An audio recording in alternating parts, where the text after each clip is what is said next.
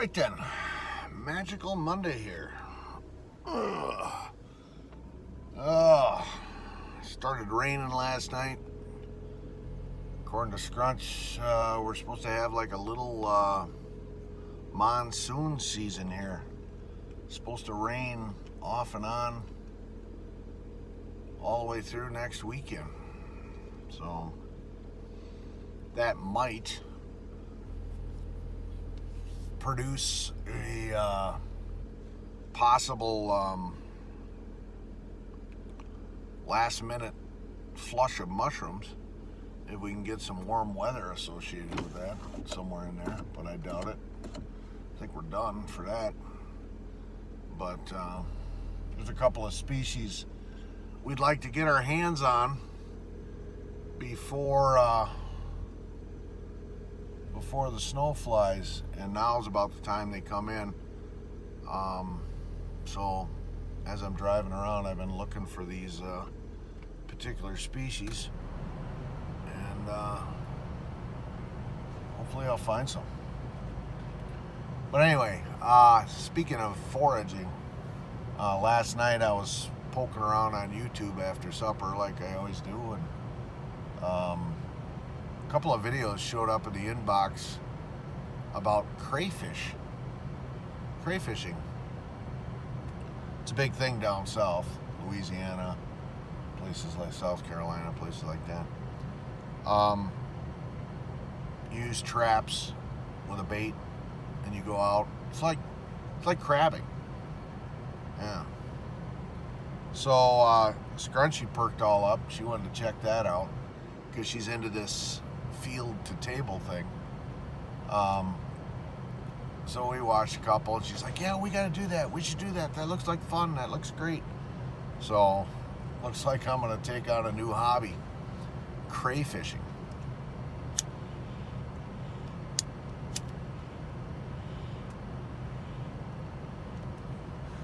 They're really good. I've had them before. They taste like shrimp or lobster. And Scrunch loves seafood, so plays right into our wheelhouse. So I'll be ordering some crayfish traps, some good ones. I already have some, but I learned from YouTube that they're the wrong ones to have, and they won't work very good. So I'm going to get the proper equipment, and we'll add that to our repertoire of hobbies that we do. So I don't have crayfish in my lake, so I can't just do it off the dock like I'd like to. But I haven't seen any crayfish. And you'd see them over by Tim's or Steve's swimming beach. You'd see them over there on the sand, but I haven't seen any. So we'll have to go to the river down the road, the reservoir. They're loaded in there. But that's going to require a different boat. Yeah. So yesterday, after we got done with church and we went into town for dinner or for lunch, we were at the gas station afterwards. She needed gas in her car, and there was one of these aluminum bass boats sitting at the gas station. So she got to see what it looks like, and she wants to get one. So that'll be the perfect ticket. Flat bottom boat, aluminum, so we can bounce it off of stumps. Not have to worry about putting a hole in it. And then we can fish out of that. We can fish other lakes, but we can also go crayfishing.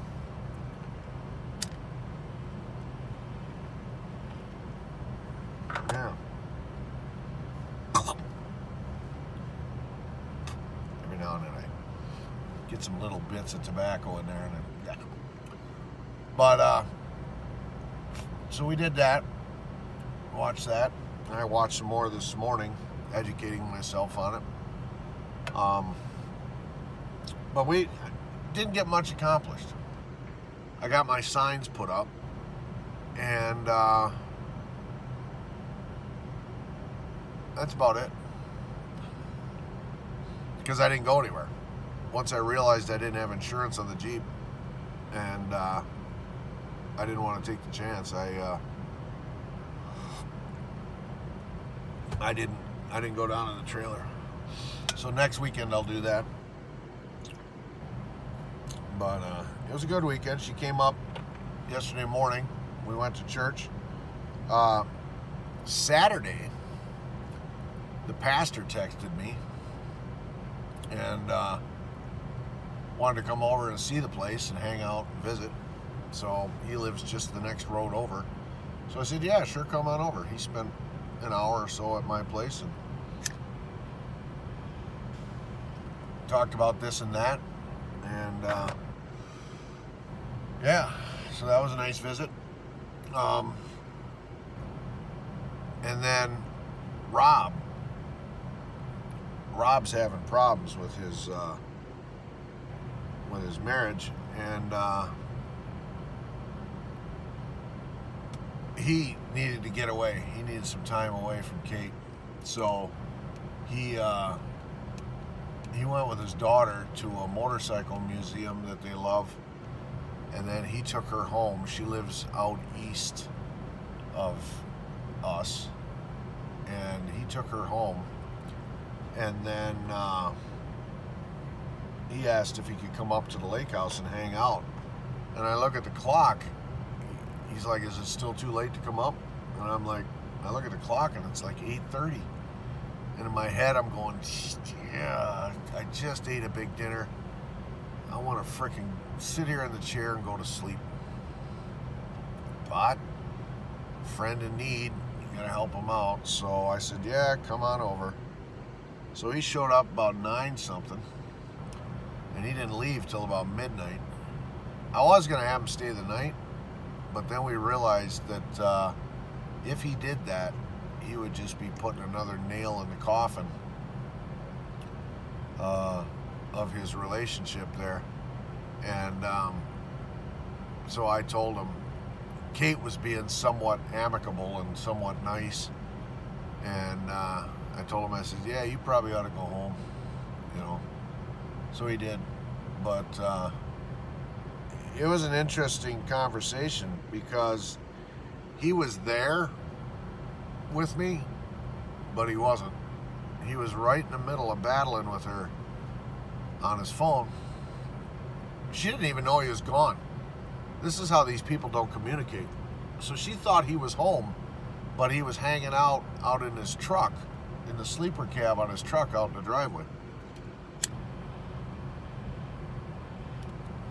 He didn't even know she was gone. Or she didn't even know he was gone. He goes, well, yeah, I had to take Julia back home, and now I'm up at Kenny's hanging out. And yeah, it's a messed up situation. She took off Saturday morning, left the house, never told him where she was going. They all have, as a family unit, they all have Life 360 tracking on their phones for each other, so that they can see if somebody gets in an accident or something. And when Kate left, she disabled Life 360 on her phone. That's a huge red flag. When a woman does that, she doesn't want you to see where she's going. She's up to no good. So she was gone for the day, and when Rob gave her his whole itinerary for the day and who he was with, and he said, where did you go and who were you with? And her response was, does it matter? There's another red flag. So I got a feeling, I know Kate better than he does, because I was with her for off and on for quite a while. And she used to do the same shit to me. I got a feeling there's somebody at where she works that she's getting cozy with.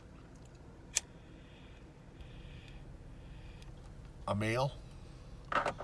She finally came out and told him some line. Oh yeah, this girl at work is, she's struggling. She's down on her luck, and I'm taking her under my wing and helping her out.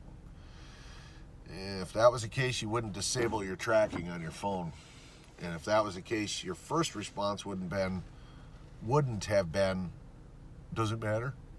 You know, she's playing mind games. She's trying to plant the seed of doubt into his brain, and that you don't do that, right? Trust is earned, never given. Well, if she's behaving the way she's behaving, she's not going to earn his trust. And then the big bombshell of the night was Rob didn't know that Kate and I were in a situationship. We were dating of sorts. He didn't know that Kate wanted to be with me in a relationship. Kate wanted me to rescue her from her pit of misery. Yeah, he didn't know that. So during the course of conversation, I was giving examples of how Kate had pulled the same kind of moves on me. And he's like, wait a minute. You guys were dating? Kate said she would never be with you because you're a smoker. I'm like, oh shit. She never told him. So this whole time I've been friends with Rob, he's been thinking I'm just a male friend that Kate has. Platonic. Nothing ever happened. And here it was a full-on boots knocking as much as we could, hanging out. You know, I took a week's vacation, and her and I went up to my camp for a week, 4 days. He didn't know this. Oh. So now there's another, she lied to him. So now there's another mistrust cog in the wheel. Yeah, it's not good.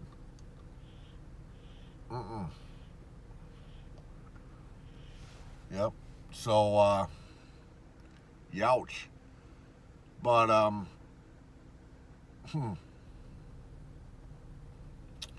So I got his 6, you know, I'm you know, talking to him and supporting him and helping him.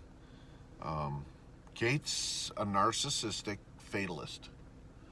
So what she's doing now is she's microanalyzing all of Rob's flaws. Because this is what she did to me. And I told him about it. And she's magnifying all of those flaws into major situations. She's amplifying them. And she's compounding a list. And when that list gets big enough or severe enough, even though it's trivial shit, all Rob is doing is standing up for himself. And standing up for what he wants and what he believes. And protecting what is his. When she magnifies that list that she's creating in her mind big enough, she then can justify breaking up with him. And as a narcissist, in her head, she'll say, oh, it's not my fault, it's his fault. It's not me. I'm not the bad person. He's the bad person. I did the right thing by leaving him. She did the same thing to me. Yep. Microanalyzed the little things that she didn't like about me, blew them up into big things, and then pulled the trigger. Yep. I can't be with you because you're a monster. Whatever the situation was. I don't remember. It was years ago. I also found out that the second time Kate came back into my world, because she needed me, she's a user, so she uses men to get what she wants, and then she pays them back with sex, which is what she did to me. I helped her move. And during that time, she was making it appear like she wanted to be back in a relationship with me. Well, I found out when I was talking to Rob that during that whole time, she was talking to Rob behind my back. Yeah, she was lining up something with Rob. Yeah. It messed up.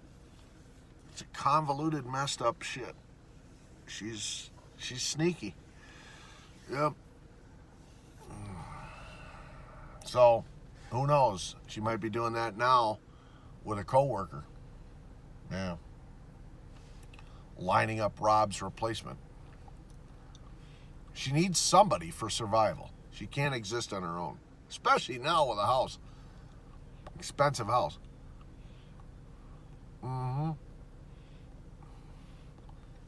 But Rob, he's tough. Turns out Rob, I found out last night talking to him on the phone, he's been married 4 times. Oh boy, man. Is there possibly something wrong with him? I don't know. I don't think so.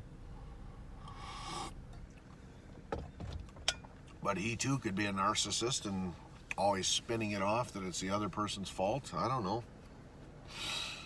It's hard to say. But big drama going on in that world. Not only that, Kate changed her relationship status from married to separated. Yep. On Facebook. And she didn't change it back after she agreed to try to work on the situation. She didn't tell Rob she did this. Rob had to find out from his son. Oh, did you see that Kate changed her relationship status on Facebook to separated? Yeah. So that opens up the door for other men to come in and flirt with her and hit on her and see how that works. I'm available. Yeah. Meanwhile, Rob's trying to fix things. Yeah. It's quite the soap opera. But Scrunch and I are still going strong. Yeah. She got over her little funk that she was in where she was insecure about Mia. And we had a good weekend. Yeah. Or day. She wasn't here the whole weekend. It was a good time. Yeah. So happy about that. 5 calls today. All of them are diagnostics. Transfer truck is here right now. I didn't see that big of a pile of parts for me, so that's a good sign. But today should be a relatively easy day. I don't have to travel any extensive miles. I'll tell you what, I woke up this morning and I did not want to come in here. Nope, I want to retire. Yeah. I could have slept another couple of hours. I got things to do. Yeah. Ugh. Remember I was talking about the how I think Home Depot forgot to bill me for the heater? I had $1,900 in my checking account, and I'm like, what? And I scrolled back through the ledger, and I saw they never pulled the money for the heater. Yeah, that happened yesterday afternoon. Boom. A transaction for $1,700 has taken place. And that put me $200 and something in the red. So I had to quick make a transfer out of savings. I'm like, there it is. Yep, they finally caught their mistake. Dang it. I know. That's not what Jesus would do. Well, it's a good thing I didn't go out and buy a bunch of building materials or something like that and really overdraft my account. But, So I'm right back to being a broke loser. But payday's on Friday, so it'll all be fixed then.